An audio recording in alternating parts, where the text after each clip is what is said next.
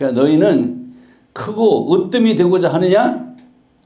그러면은 방법이 있는데 너희는 섬기는 자가 되고 종이 되어라. 이렇게 가르쳐주고 있어요.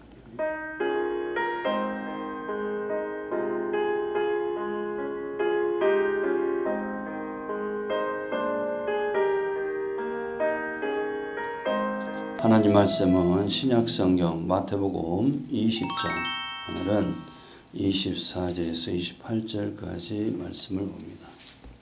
신약성경 34페이지에 마태복음 20장 24절 28절까지 말씀을 제가 봉독해 올립니다. 열 제자가 듣고 그 두 형제에 대하여 부온히 여기거늘 예수께서 제자들을 불러다가 가라사대 이방인의 집권자들이 저희를 임으로 주관하고 그 대인들이 저에게 권세를 부리는 줄을 너희가 알거니와 너희 중에는 그렇지 아니하니 너희 중에 누구든지 크고자 하는 자는 너희를 섬기는 자가 되고 너희 중에 누구든지 으뜸이 되고자 하는 자는 너희 종이 되어야 하리라.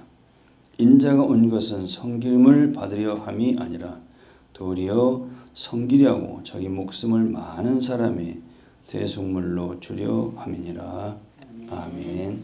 마태복음 20장 24절에서 28절까지 말씀을 개역 한글판으로 제가 봉독해 드렸습니다. 크고 으뜸이 되고자 하는 자는 이런 제목으로 은혜 받으시기 바랍니다. 또 말씀을 들을 때 성령 충만하시길 바랍니다. 할렐루야. 예수님께서 이 땅에 오신 것은 십자가에 죽으러 오셨어요. 그리고 다시 부활해서 이 복음을 믿는 자에게 부활의 영생 부활을 주시기 위해서 이 땅에 오셨죠.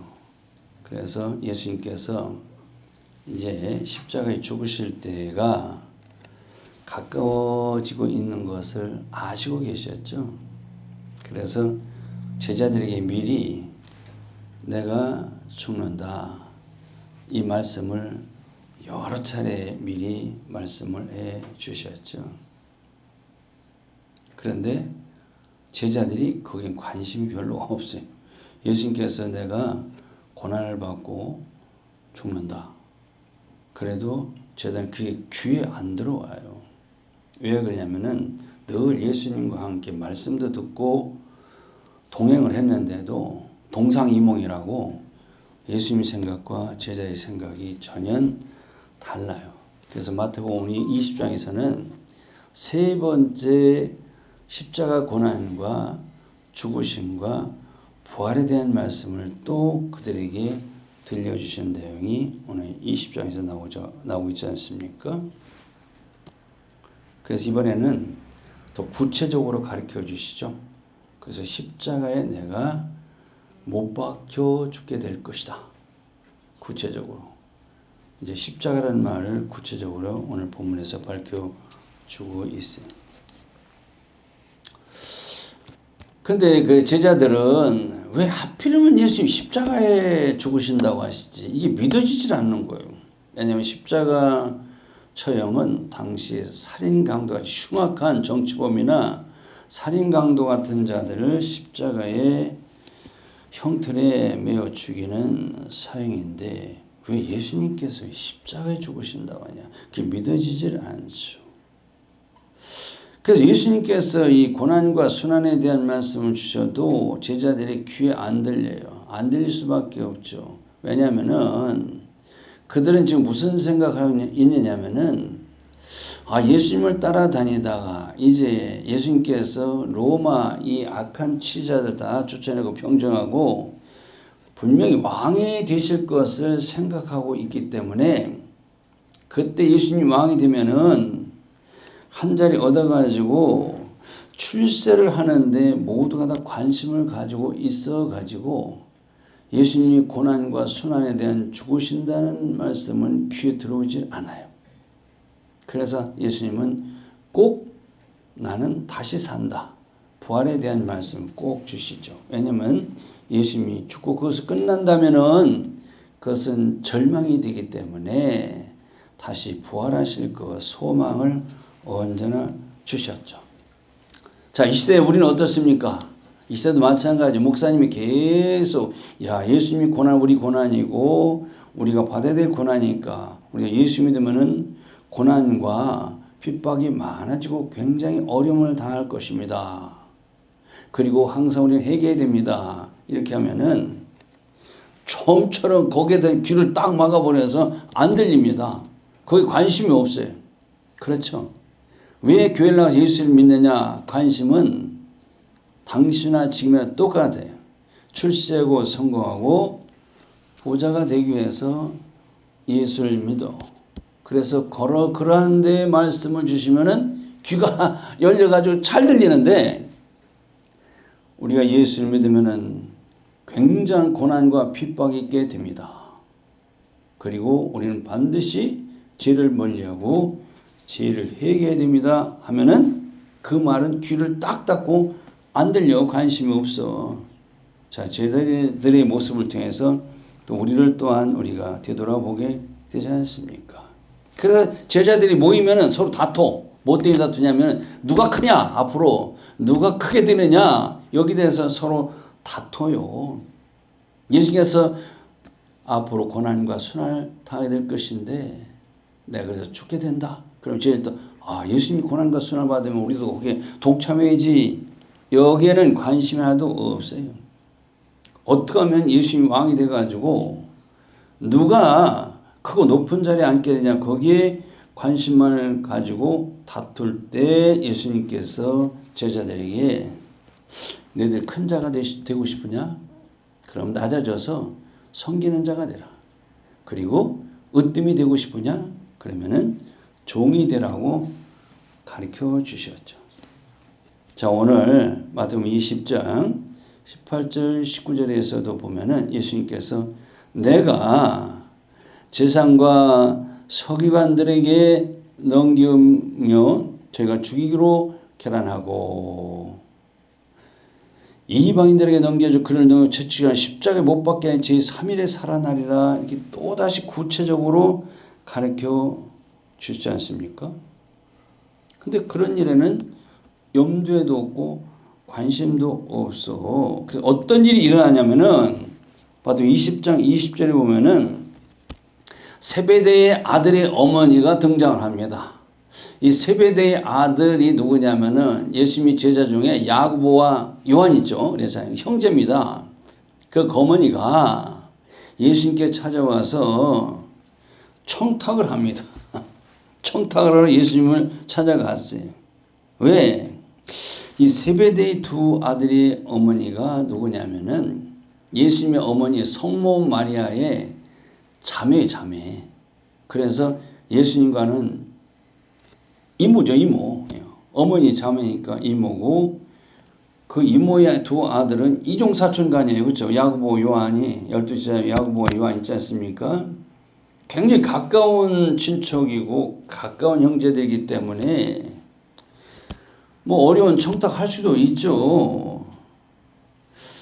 그런데 이 어머니가 와서 예수님께 뭘 청탁하러 왔는데 굉장히 머뭇거립니다. 어려운 청탁이니까 예수님 이러면서 머뭇거리고 있어요. 그래서 예수님께서 다 아시죠. 그래서 아시면서도 그 이모에게 무엇을 원합니까? 물어보세요. 그래서 살로몬에게 용기를 내가지고 예수님 제 두 아들이 있잖아요. 야고보와 요한 아시죠? 예수님의 이종 형제지간이지 않습니까? 이 두 아들을 주님이 왕이 돼서 주의 나라가 될 때 하나는 우편 자리에 하나는 좌편 자리에 앉게 해주세요. 이런 청탁을 합니다. 당시나 이 시대나 출세와 영광을 얻기 위해서는 좀 치맛바람이 동원되기도 하죠. 그리고 혈연이나 지연이나 학연이 있으면 그걸 이용해서 부정 청탁하는 일이 비일비재하지 않습니까?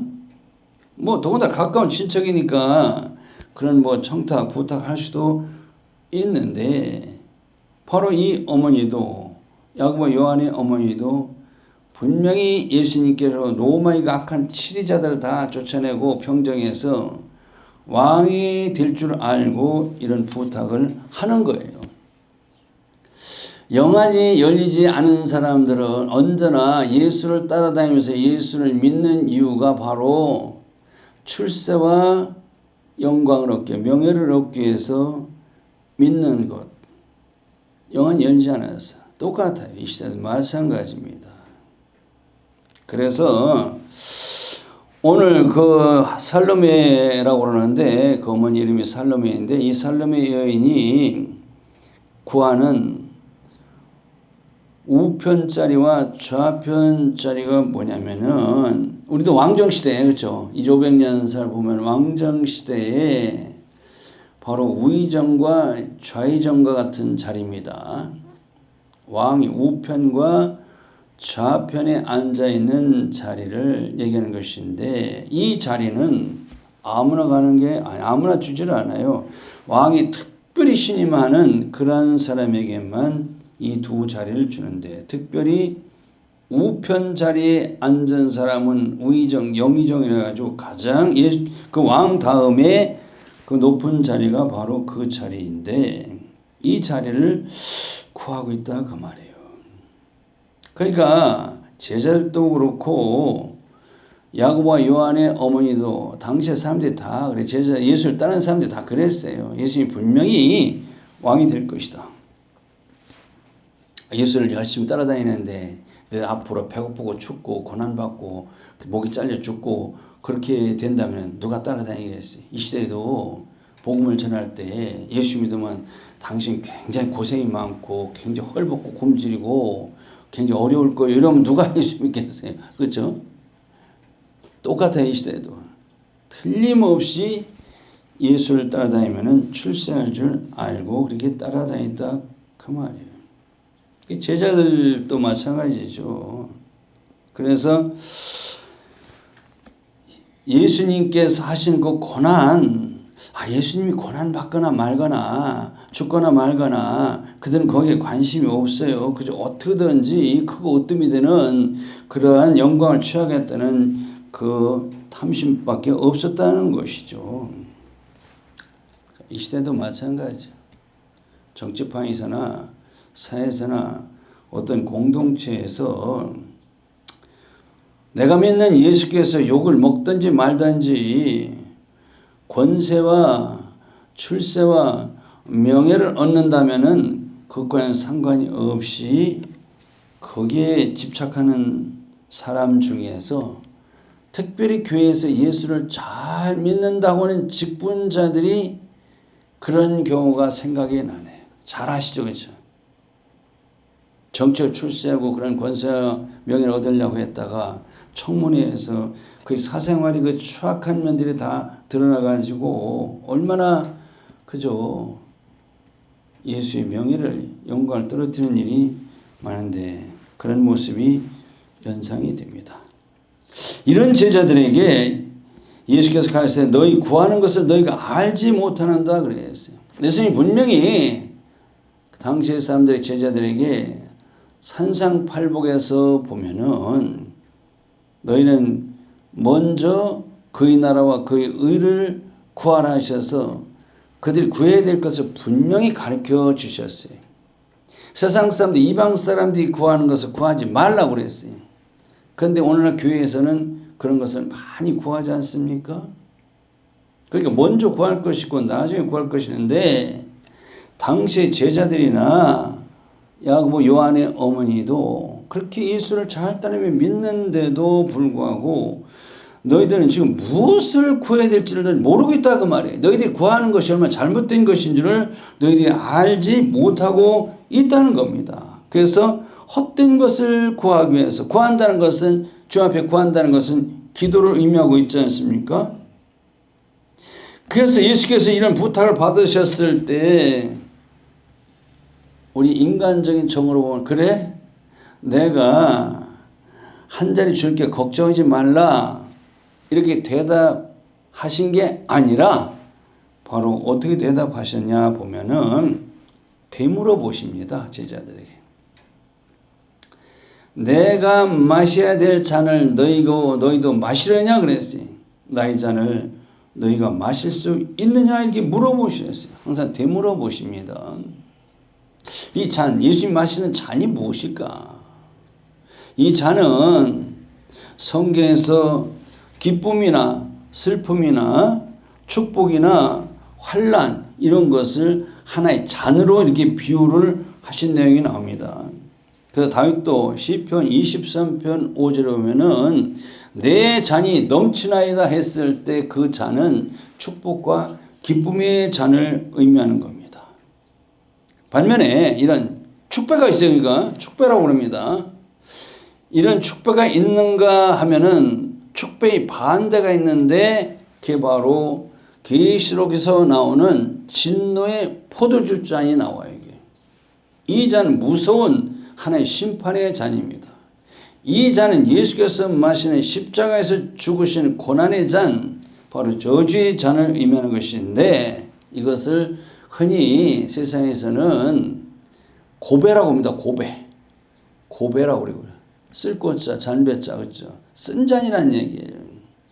그러니까 세상에서 실패했다든지 낙방했다든지 패배했을 때 세상 사람들도 고배를 마셨다, 쓴 잔을 마셨다 이렇게 표현하고 있는 것이죠. 예수님께서는 지금 내 잔을 너희가 마실 수 있느냐 물어보시는 것은 주님이 마시는 잔은 그런 축배의 잔이 아니에요. 앞으로 엄청난 고난을 받고 십자가에서 죽으시는 그 무서운 잔이에요. 이걸 너희들이 마실 수 있느냐 이렇게 물어보시는데도 세베대의 아들 어머니는 바로 그것이 축배인 줄 알고 영광의 잔인 줄 알고 마실 수 있나이다 그랬어요.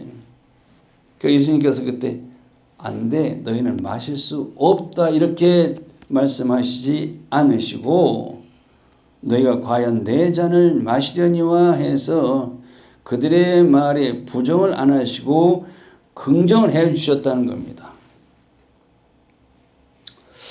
그래서 정말 내 잔을 너희들이 마시기는 마실 것이라 하신 것은 예수님은 먼 훗날을 내다보시고 하신 말씀이에요. 다 아시죠?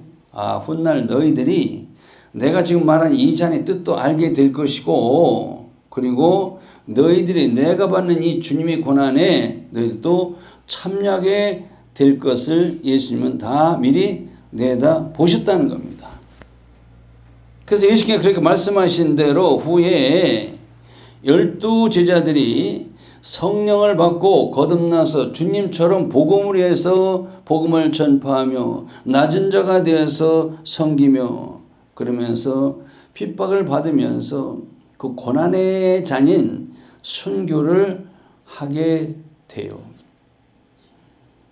그런데 예수님이 그 이모인 살로메 여인이 야고보 요한의 어머니는 그저 그런 건 생각하지 않고 어떻게든 두 아들을 예수님이 왕이 되었을 때 출세를 시키려고 청탁을 했지만은 결과가 어떻게 됐어요? 예수님이 하신 말씀대로 그 야고보 살로메 여인의 아들 예수님 이모의 아들 야고보는 제자죠.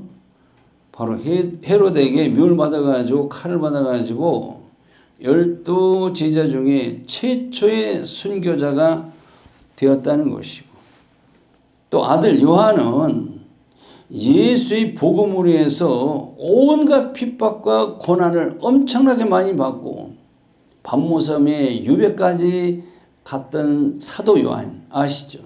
그래서 주님을 위해서 모든 것을 다 희생한 그 삶이 바로 죽지는 않고 100세까지는 살았다고 그래요. 그런데도 그는 죽어서 되는 순교자가 아니라 살아있는 순교자로 생을 마감하게 됐다는 것이죠. 다른 제자들은 역시 예수님이 고난의 잔에 다 동참을 해서 모두가 다 순교를 했다고 하지 않습니까? 그렇기 때문에 예수께서 너희가 내 잔을 마시기는 마실 것이로되 이렇게 하신 말씀 우리가 이해가 됩니다. 그래서 우리도 마찬가지죠. 예수 믿을 때 고난이 참 많죠. 이런 고난 저런 고난 주님을 위해서가 아닌 고난은 그런 고난이 아니고 바로 주님을 위한 고난이 있을 때 이것은 예수 고난 내 고난이고 고난이 없는 영광 없다 하신 대로 우리가 주님으로 해서 고난을 받을 때 이것이 반드시 나에게는 예수 영광, 내 영광이 된다는 것이 바로 우리들의 신앙인 걸 믿으시기 바랍니다.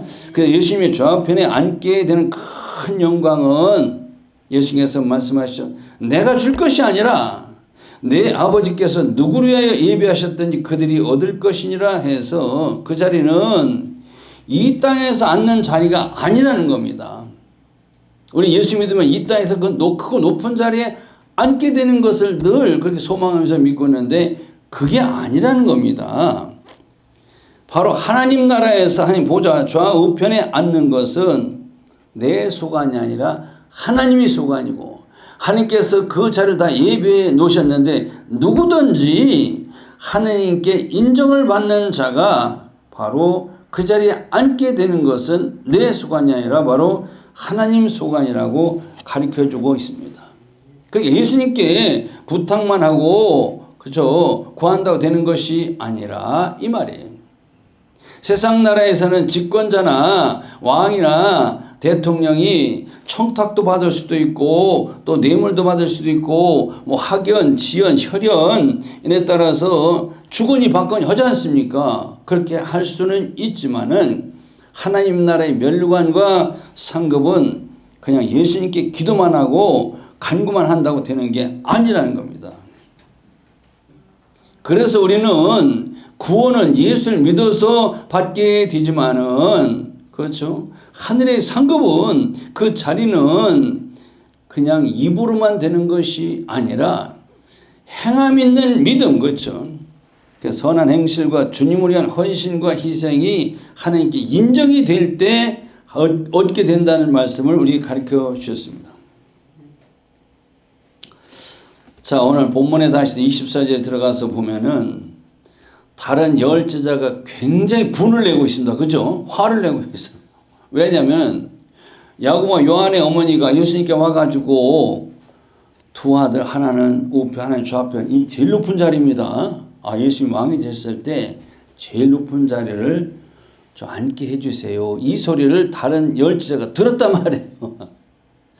그래가지고 화가 이렇게 났다 그 말이에요. 제자들이 열 제자가 화가 굉장히 났어요. 오늘 본문에 보니까 그러니까 열 제자 역시 예수님을 지금까지 따라다닌 것은 예수님 분명히 왕이 될 줄 알고 출세를 하고 따라다녔구나. 그렇죠. 거기에서 출세 때문에 그 영광 때문에 탐심이 가득 차 있었다는 것을 또 보게 됩니다. 예수께서 그들을 보시고 뭐라고 하면 25절 말씀이 세상에서는 높은 자리를 권력자들이 임의로 주고받고 하는 것을 너희가 알지. 우리도 알고 있지 않습니까? 높은 자리는 왕이나 대통령이 언제라도 그 높은 자리는 임의로 줄 수 있어요. 그렇죠? 이렇게 해주고 저렇게 해주고 뭐 청탁도 받을 수도 있고 또 학연, 지연, 혈연 그렇죠. 여기에 따라서 주는 거 이 시대도 우리가 보지 않습니까? 그렇게 할 수 있는데 너희는 그렇지 아니하다 가르쳐주고 있어요. 그러니까 너희는 크고 으뜸이 되고자 하느냐? 그러면은 방법이 있는데 너희는 섬기는 자가 되고 종이 되어라 이렇게 가르쳐주고 있어요. 자, 세상 상식과는 완전히 반대죠. 이건 역설적이라고 합니다. 역설이라고 합니다. 패러독스라고 하나님 나라는 세상 상식과는 반대가 될 때가 너무 많죠. 그래서 너희들은 섬기는 자가 되라 하신 말씀 이게 아주 중요합니다. 이 섬기는 자가 크고 으뜸이 되려면 섬기는 자가 되라고 하셨단 말이에요. 이 섬기는 자가 헬라어로는 디아코노스라고 그래요. 영어로는 디아콘이라고 합니다. 그게 뭐죠? 교회에서 직분 중에 집사라는 직분을 얘기하는 집사. 디아콘이 바로 영어로 집사를 얘기합니다. 그러니까 크고 으뜸이 되고자 하려면은 집사가 되라는 얘기인데, 그렇죠? 집사가 뭐예요, 집사가? 잡을 집자, 일사자. 일을 잡은 자라는 뜻인데 그게 뭐예요? 일꾼이 일꾼. 집사는 일하는 사람이 뭐예요? 종이죠. 그런 의미가 있는데 교회 직분자 중에 또 권사도 있고 전사 있고 목사도 있는데 똑같은 사자 쓰는데 집사나 권사나 전사나 목사나 똑같이 사자 쓰지 않습니까? 틀려요. 그런데 그 사자가 한글은 똑같은 사자인데 집사는 일사자이고 권사는 선비사자를 씁니다. 한번 아시죠? 전사나 목사의 그 사자는 선비사자가 아니에요. 스승사자를 씁니다. 틀려요. 그래서 권사는 선비사자를 써가지고 명예와 영광도 있고 전사나 목사는 스승사자를 써가지고 명예와 영광도 있는데 집사는 그게 없어요. 집사는. 그렇죠? 집사는 일만 해야 돼. 근데 천국의 높은 자리에 앉으려면 이 땅에서 집사가 되고 집사처럼 섬기는 신앙생활 하면은 된다는 것인데 야, 어느 게 집사를 본받아야 되느냐? 그게 아니라 교회에서 말하는 이 집사의 가장 좋은 모델은 최고의 모델은 누구일까요? 바로 예수님이십니다.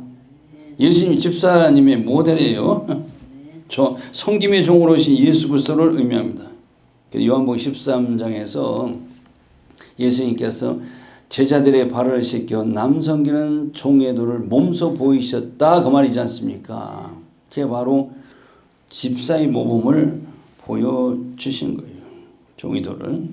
그래서 당시 그들에게도 우리들에게도 그렇게 하라고 하는 섬김의 본을 보여주신 분이 바로 집사예요. 그러니까 교회에서 집사가 제일 좋아요. 그 집사를 굉장히 좋아합니다. 장로 권사 별로 안 좋아해요. 집사가 제일 좋으신 줄 아시기 바랍니다.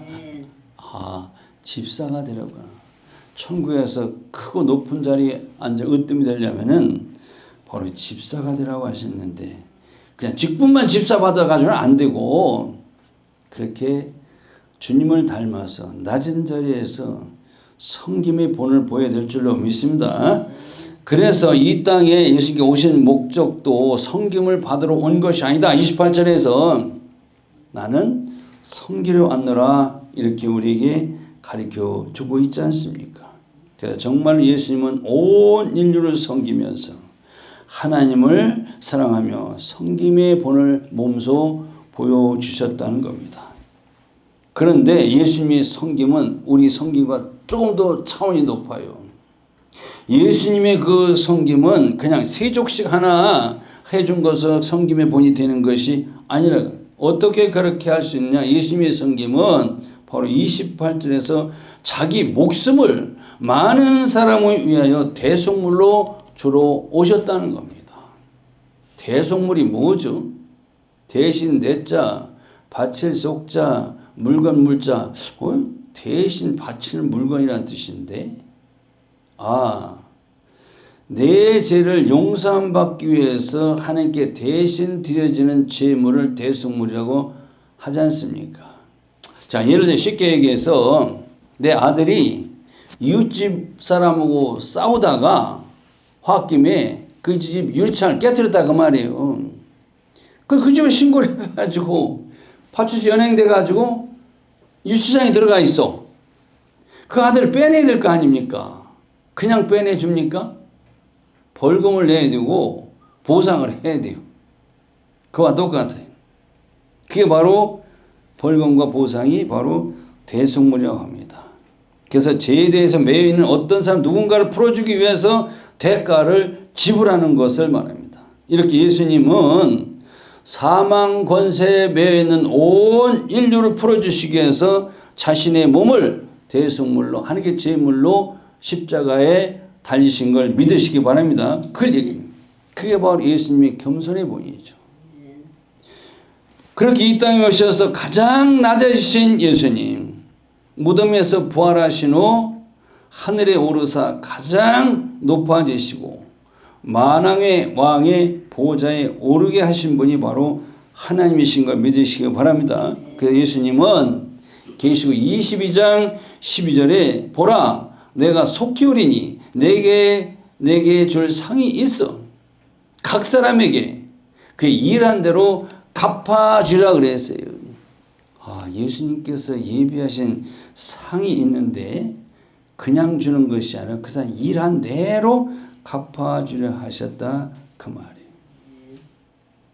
성경은 이 세상에 일하는 것과 반대로 그랬죠. 땅의 일과 반대. 우리 생각과도 반대로 되어 있는 것을 많이 보게 돼요. 그래서 하나님은 계시록에서 사도 요한이 밤모섬에 귀향을 갔을 때 거기서 사도 요한에게 하늘문을 열어주시고 미리 천국을 보여주시는 내용이 계시록에 나오지 않습니까? 사도 요한이 천국을 보니까 먼저 하나님의 보좌가 나오고 보좌 주변에 여러 자리가 있는데 그것을 다 보여주셨어요. 예수님께서 마태복음 오늘 20장 23절에 두 보좌에 대한 우편 보좌, 좌편 보좌에 대한 말씀을 주셨지 않습니까?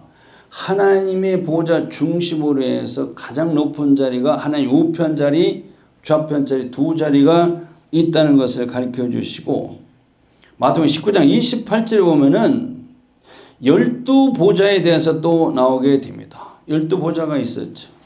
계속 4장 4절 10절에 보면은 24장로들의 반열이 나옵니다. 이 반열이라고 합니다. 그리고 계시록 14장 1절에서 5절까지 보면 14만 4천의 반열이 나오고 계시록 7장 9절에 보면 능히 셀 수 없는 큰 무리, 허다한 무리들이 반열, 그 서 있는 자리를 보여주셨어요. 뭐예요? 두 자리, 12자리, 24자리, 14만 4천 자리, 말할 수 없이 많은 반열. 이게 바로 반열이 뭐예요? 반열이 순서, 차례 이런 걸 얘기합니다. 그러니까 쉽게 말하면 1순위, 2순위 뭐 이런 식으로 쉽게 생각하면 좋겠죠. 거기에도 그런 반열이 있구나. 그게 바로 주님이 주시는 상이에요, 상. 이게 가장 큰 상이라 그 말이에요. 이거는 그냥 되는 것이 아니에요. 아까 말씀드렸죠.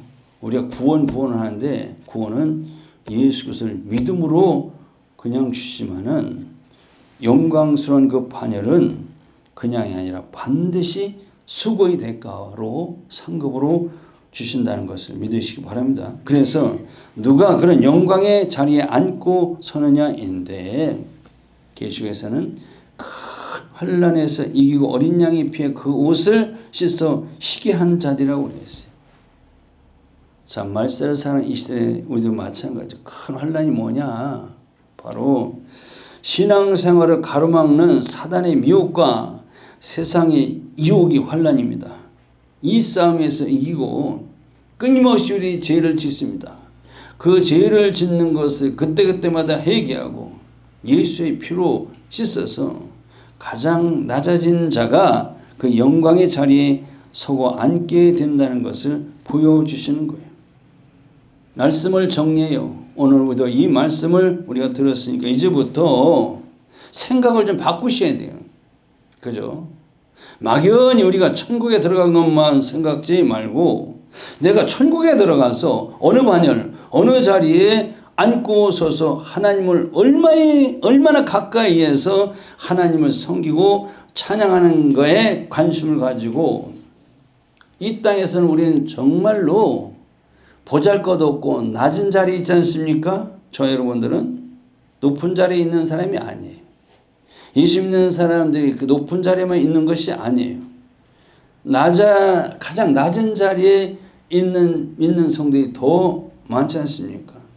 낙심하지 마시고 천국에 올라가서 그렇게 크고 높은 자리에 서고 앉게 되기 위해서 여기에 관심을 가지고 교회 안에서든지 밖에서든지 낮은 자세로 봉사하며 헌신하며 남 섬기는 본을 보이시는 일에 열심을 내시는 우리 모두가 되어야 될 줄로 믿습니다. 기도하시겠습니다. 하나님, 이 시대 하나님의 백성들이 주를 위해서 받는 고난이 장차 하늘의 영광이 되게 하시고 비록 세상에서 우리가 보잘것 없이 낮은 자리에 있지만 하나님 나라에서는 크고 으뜸이 되는 반열에 서게 되는 우리 모두가 되게 하옵소서. 예수 그리스도로 간절히 기도합나이다. 아멘.